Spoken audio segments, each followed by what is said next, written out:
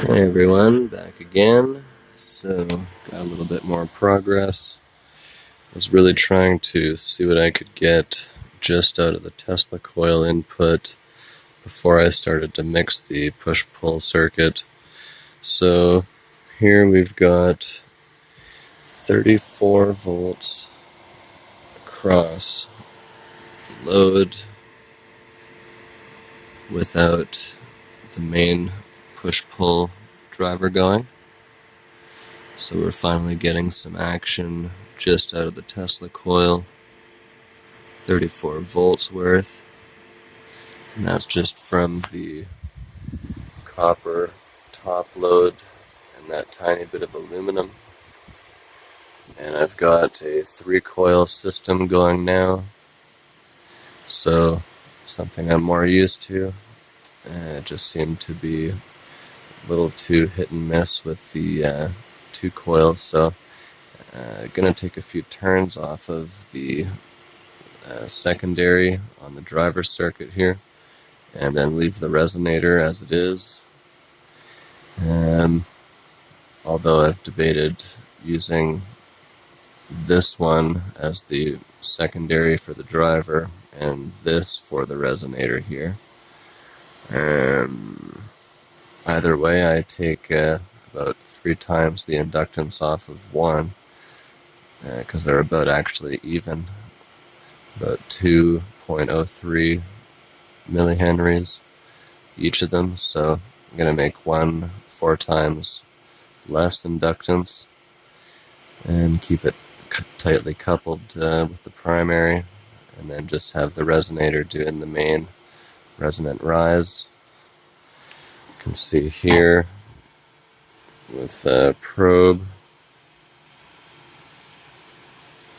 so it's tough to tell. You can see the distance here where it starts to activate versus the distance here.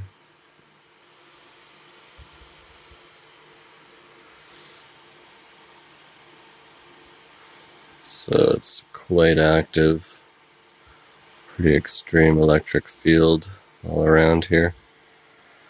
And of course, down by the top load, and then this for proximity here.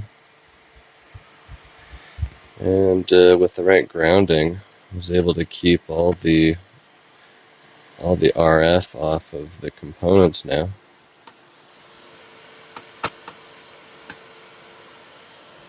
So that's a nice thing. Won't just get burned from touching around. And although this gives some nasty burns, it's not a whole lot off of here, but there's a little bit more off of here.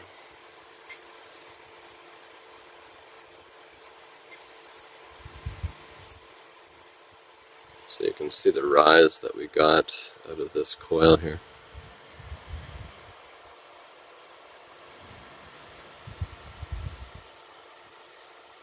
Not a whole lot here.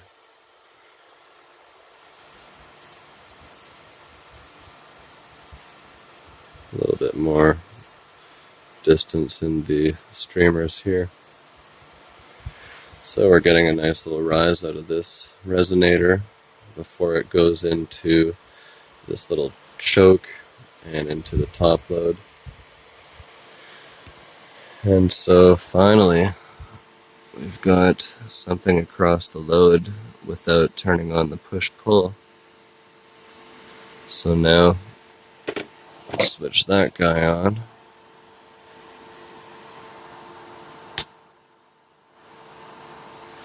So we start to get this modulation.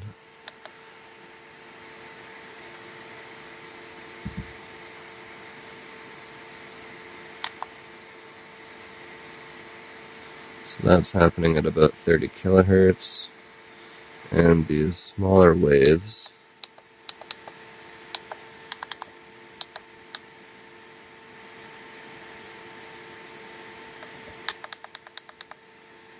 about 285 kilohertz.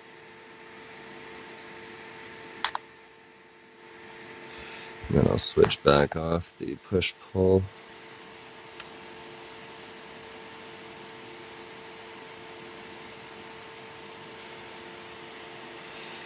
So really it was mainly just putting a tiny bit of ferrite in the very end of the grenade coil. And then that just totally came alive. Started to actually get some light without the main duty driver going, which is the push-pull circuit. So of course, now with the circuitry that's going to be built to regulate the, I guess, frequency and pulse, the width and frequency on the driver beyond what it's ringing at. We're going to force it to switch on and off at a certain rate, because this is a higher frequency, obviously, than the push-pull, but we're going to pulse this at the frequency of the push-pull at that 285 kilohertz wave energy. But it seems to be like it's, in a way, making a carrier wave for the Tesla coil frequency.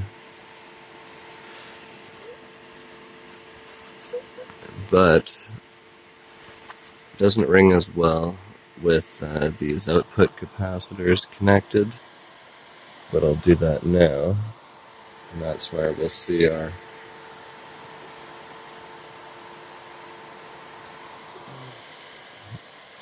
light come on to full brightness, about 120 volts, except our nice fuzzy 280 kilohertz goes away, even though it's still ringing.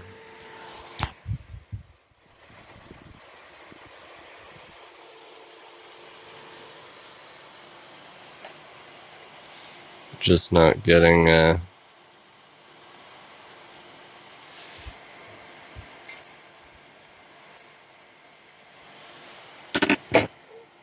just doesn't continue that fuzzy ringing with the capacitors on.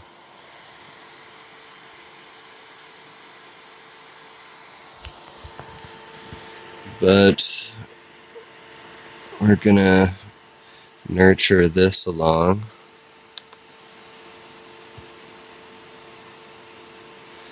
But it's pretty nice to see some activity finally from this guy.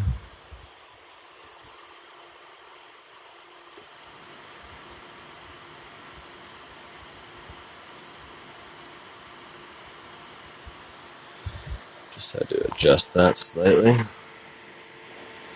Back to the 32 or so volts. Give me one sec here.